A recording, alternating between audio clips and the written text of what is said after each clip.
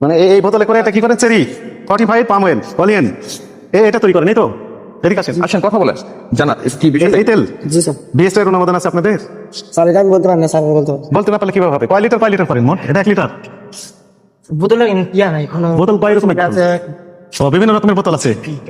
এটা কি লেখা আছে? তরু। এটা করেছেন তরু, এটা করেছেন চেরি। তরু চেরি দৃষ্টি। এটা কি? দৃষ্টি। দৃষ্টি। জাস্ট একই তেল বিভিন্ন বোতলে পরে বিভিন্ন রকমের হয়ে যাচ্ছে, এই তো? আচ্ছা কি নাম বললেন আপনার? আমার নাম সাই। সাইদ। কোন মালিক আসে মালিক?